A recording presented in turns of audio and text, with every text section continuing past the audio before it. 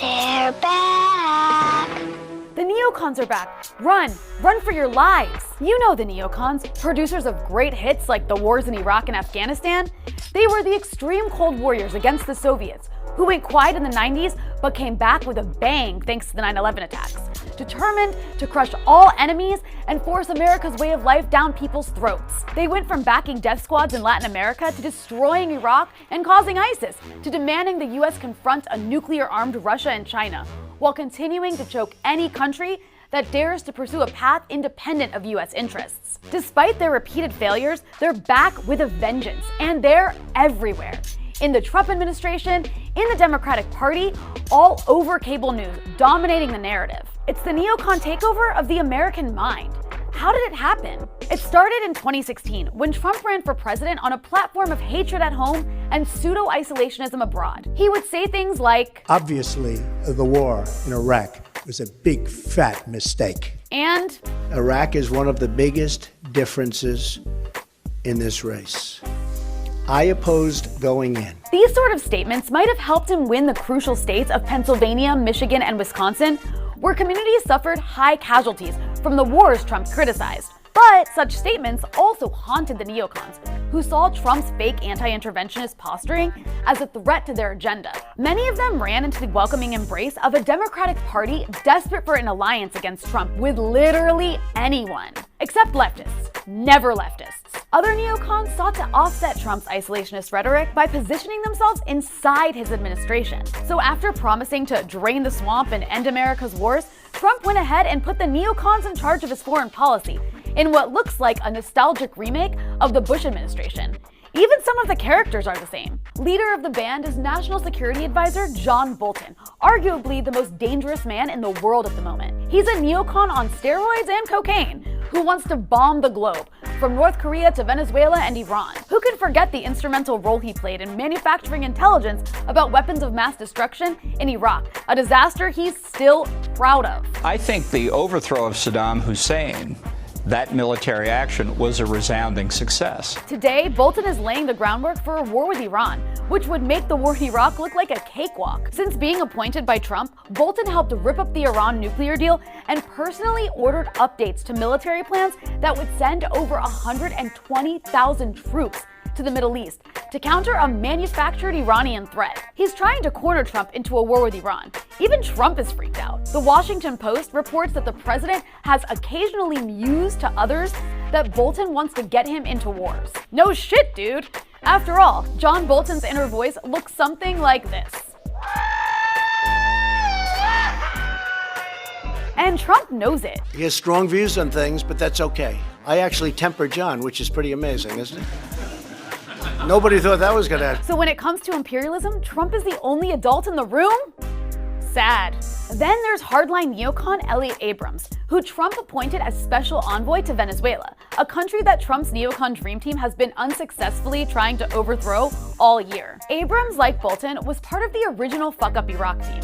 He's also got a history of covering up for massacres committed by US-backed death squads in Latin America in the 1980s, who he funneled weapons to under the cover of humanitarian aid. He was even implicated and charged for lying to Congress about the Iran-Contra scandal. The Armageddon Brigade isn't complete without Secretary of State Mike Pompeo, whose demeanor projects every terrible American stereotype out there. He's an overfed, hardline Christian fundamentalist and anti-Iran hawk who sees the war on terror as a war between Christianity and Islam. And he admitted the following. I was the CIA director. We lied, we cheated, we stole.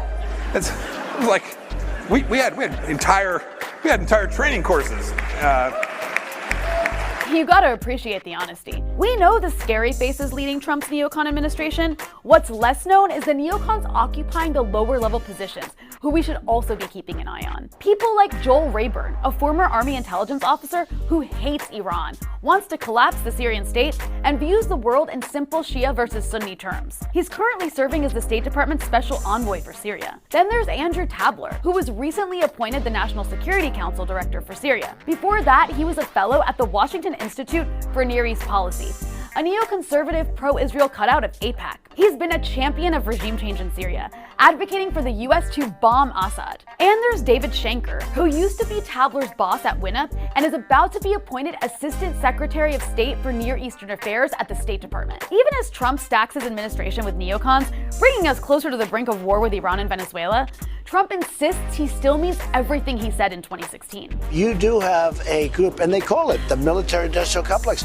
They never want to leave. They always want to fight. No, I don't want to fight. That's an example, I think, of what people liked in 2016, where you didn't come over as a traditional Republican. No, but I haven't changed. Less than a week later, the Pentagon today announced it'll deploy about 1,500 troops, missile systems, and other resources to the region. It's one step forward, 100 steps back. Trump's voters should feel pretty betrayed after listening to him as a candidate rail against neocon orthodoxy with promises to drain the swamp, only to end up giving those very extremists the power to pursue their darkest imperial impulses. Thank goodness for the liberals, who are surely opposing the Armageddon Brigade's drive for war. Am I right? Hello? Liberals? Are you there? Regardless of what you thought about John Bolton before this, of his whole career and his track record, I mean, just think of John Bolton as a human being. Oh crap, looks like liberal America drank the neocon Kool-Aid. You see, you've got different kinds of neocons. The ones that stuck it out with this guy, the ones that switched teams and shapeshifted into #resistance liberals, and the ones who went from being liberal to embracing neocons after Trump won the election. Take, for example, David Frum, who helped write George W. Bush's infamous Axis of Evil speech, which condemned Iraq, North Korea, and Iran as sponsors of terrorism. On the eve of the Iraq War, the dude practically had an orgasm. I'm going to feel, when I hear that news, I'm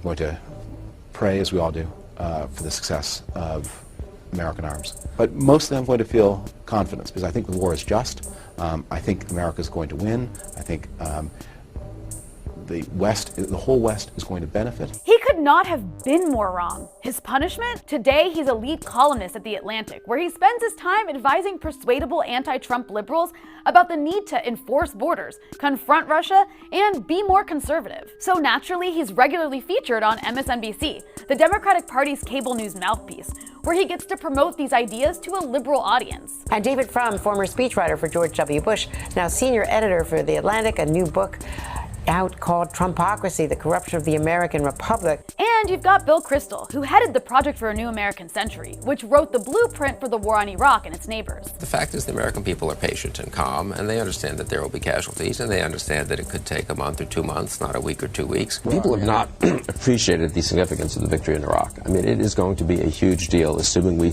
stay the course and finish the job, which now looks eminently finishable. I mean, Al-Qaeda is being routed in Mosul as we speak. Wrong again. Yet today, you can find Bill Kristol being embraced by liberals simply because he doesn't like Trump. Did Bill Kristol have a change of heart about war making?